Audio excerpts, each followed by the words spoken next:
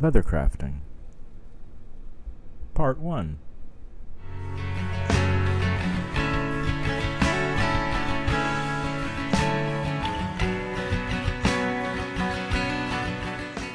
Hello, I'm Dan. I'm going to show you how to make a leather journal today. Like this one. It's two-sided, saddle-stitched. And we have an insert for a store-bought notebook that we can fit inside. Something very similar to this one. Now we've tooled the leather, stained the leather, and like I said, we saddle-stitched this leather journal with not one, but two needles.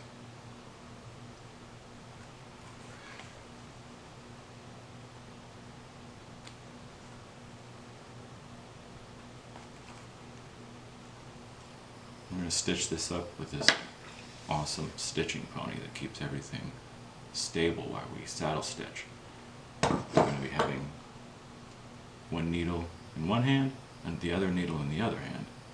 And we're going to be passing the needles back and forth through the same hole. And if done right, you'll get even, consistent stitching all the way across. I'm going to warn you, this takes some time to stitch. But at the end, you're going to have a leather journal cover, keepsake, or gift that will last a lifetime. Now let's see how I made this. Let's go to the overhead camera and take a look. Alright, here's the raw leather. I like to use 4-ounce weight leather, and that's the shoulder of the cow. It's a little bit stiffer and thicker than the stomach or other pieces. And that might be good for wallets, but for this notebook cover, I like to use the shoulder. And I like to order it about 12 inches by 24 inches. And before I start tooling it, I like to get it wet.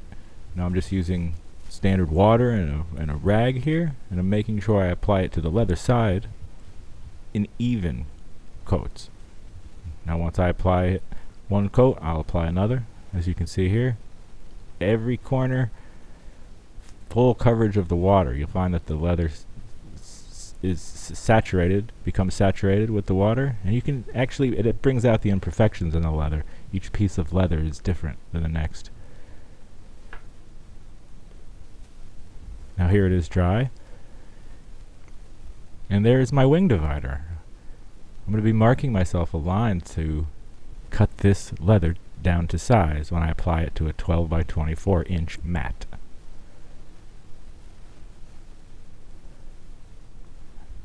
Cutting machines like the Cricut have rollers, and you want to avoid the leather going under the rollers.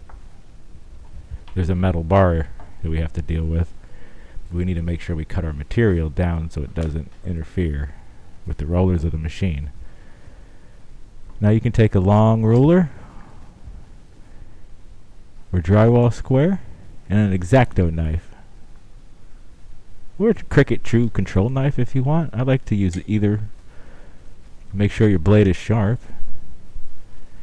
and sort of use that scribed line that the wing divider made as a reference and cut away. I love the sound at the end, don't you? You might have to go through it a few times. Use lots of caution, as you don't want to slip and cut yourself or the leather. And I think third time is going to be the charm here.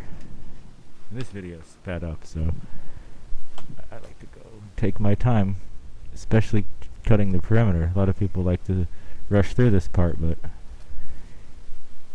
cutting down the raw material is important. It needs to be exact, and again, we can't have any of the leather trying to go underneath the rollers of the cutting machine. Once you're done trimming, take your mat out. A strong grip mat works really well, as you have to deal with the suede side being applied to the mat. So now I like to use a brayer. Just simply roll the leather down onto the mat just to make sure it's adhered properly and that there's no air bubbles, and to make sure it's flat and even. Now here I am feeding the leather on the strong grip mat into the Cricut cutting machine. And when I'm ready, I push the flashing arrows. And there I am pointing to those rollers I was talking about. And see how my leather is cut just shy of those? So that the leather is actually being avoided.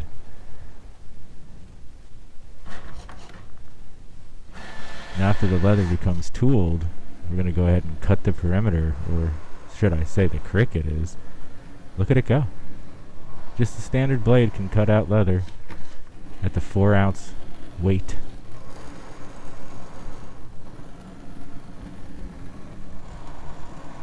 I love that sound.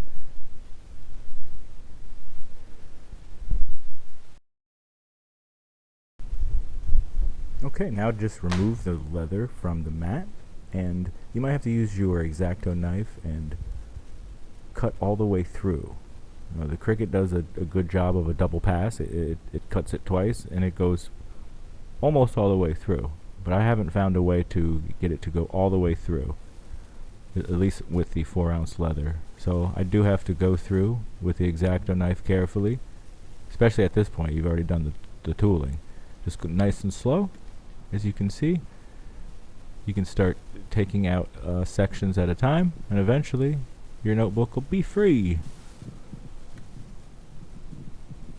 Make sure you use a sharp knife. I like to use an X-Acto knife. You can use other craft knives out there, and they all work fine as long as they have a new blade.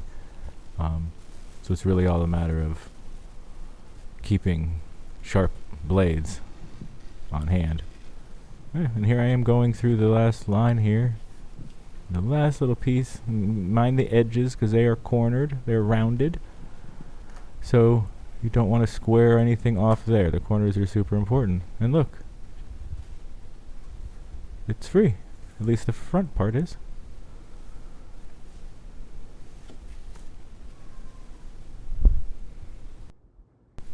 You may have to go back and use your X-Acto knife and just round those corners. Some people like to use spools of thread or other coins at certain diameters, but we already have our line. We just have to follow the line and trim away any small piece of leather that's squared off past the rounded perimeter. And we need both sides of this to be consistent when we stitch it up, so the corners and their roundness are very important. Now for the inside, once you've cut that out, we're going to need to cut another hole into it for the notebook. Now, I could have cut this on my Cricut, but I scribed a line the same way I tooled as a reference for me to cut out by hand. I want to make sure I cut out the opening for the proper size notebook. Now, I'm just trimming the piece a bit, and before I cut the area for the notebook, I'm going to mark, just to be 100% sure, the notebook I'm actually going to use.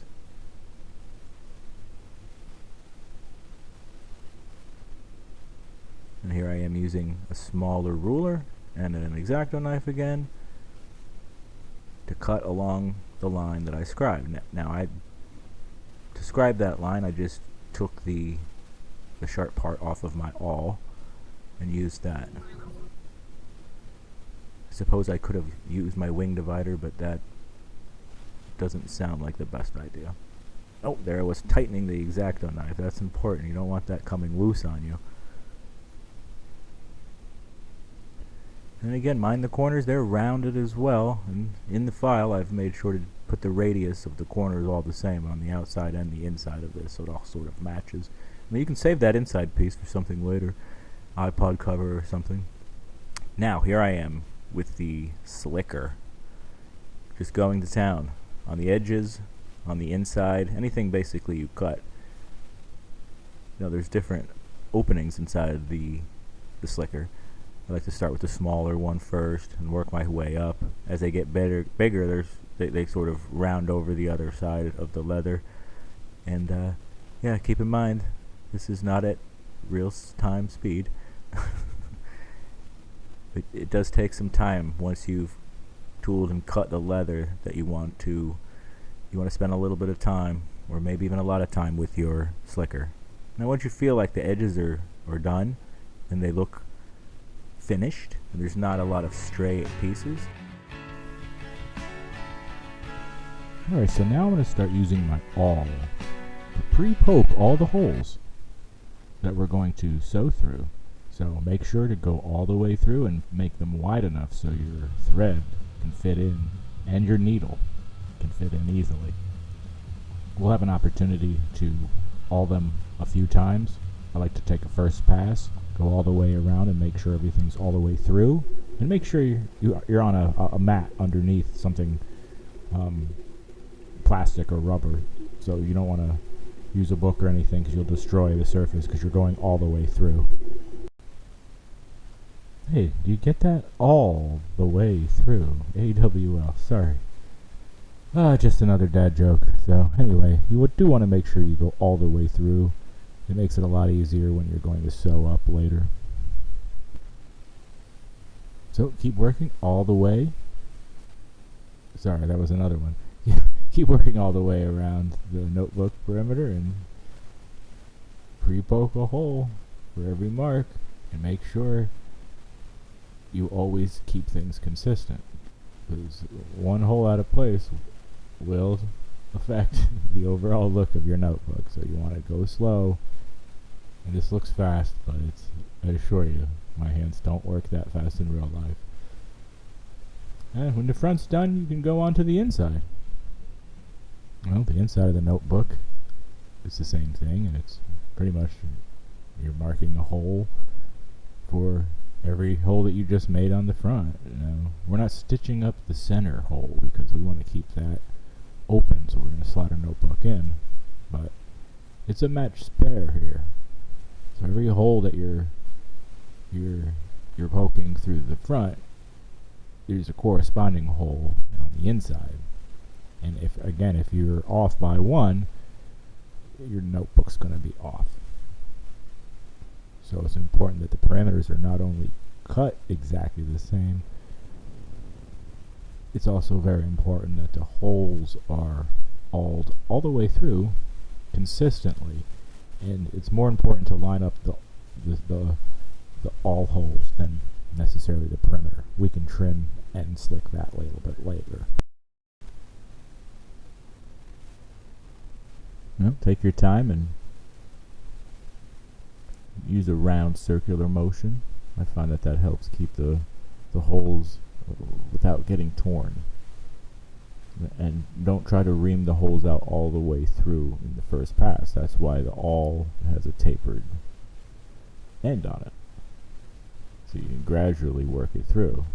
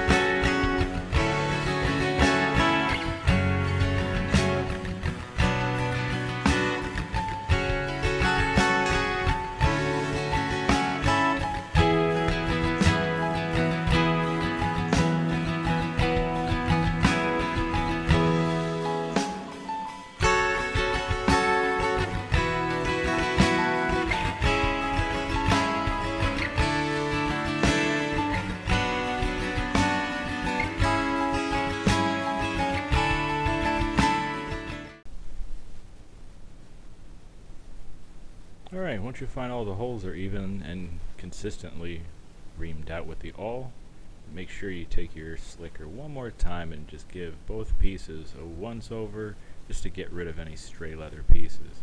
It's going to make it a lot easier to sew together if the edges are finished properly.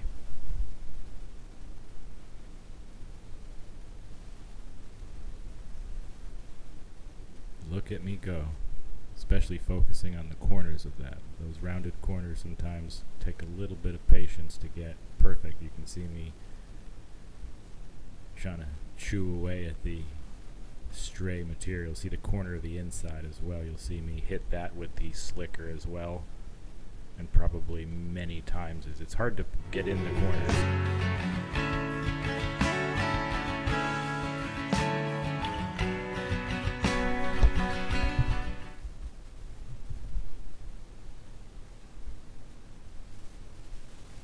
I can use the inside or the other side of the slicker as well.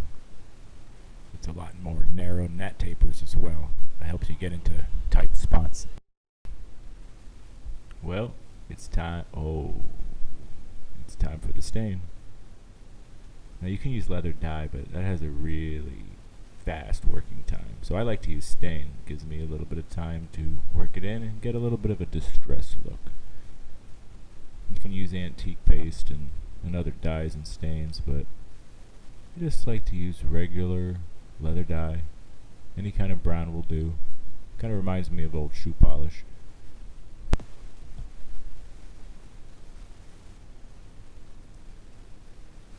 Now, make sure you keep adding coats. The more coats, the darker it looks, obviously, so use your discretion for how dark you want to make it.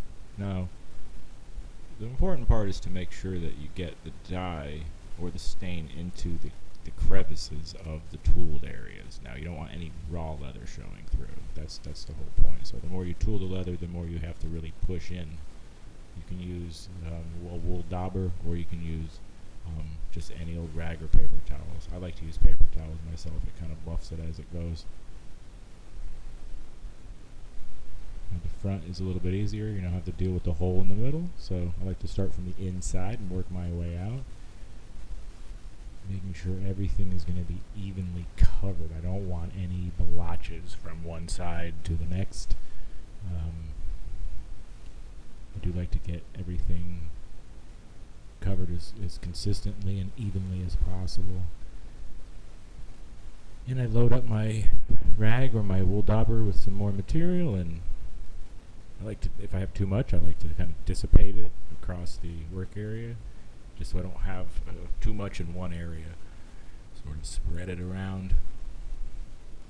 And once you start working with the stain, you'll have a feel for how much it stretches and how far it'll go. So how much ultimately you'll need for a certain area. And you can see the edges start taking the stain as well. And then after another few coats, there's the, look at the inside.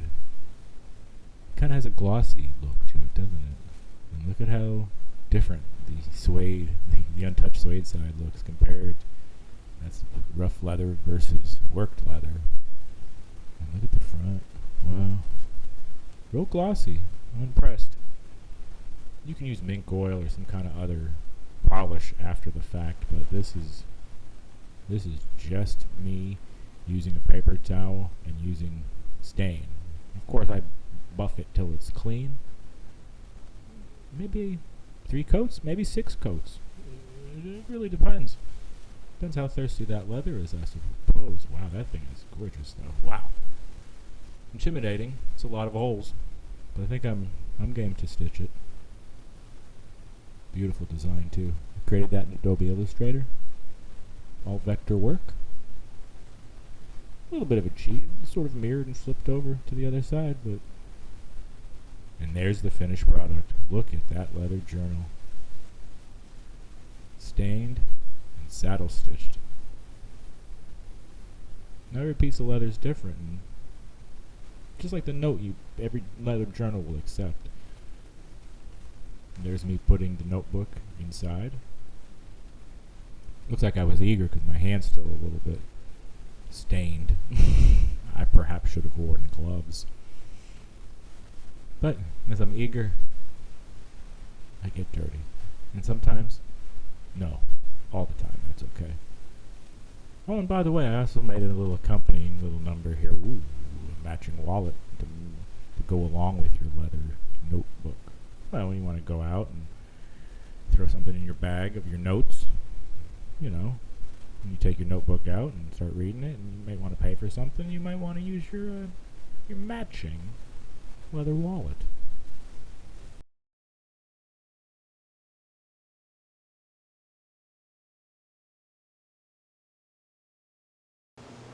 So, what'd you think?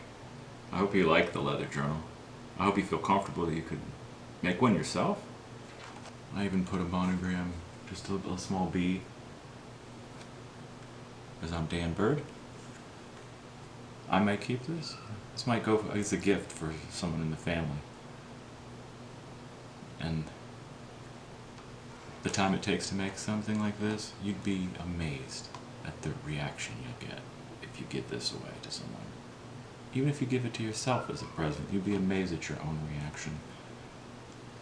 And if your notes are important, create a leather journal cover that will protect them for a lifetime. Thanks. And until next time, I'm Dan.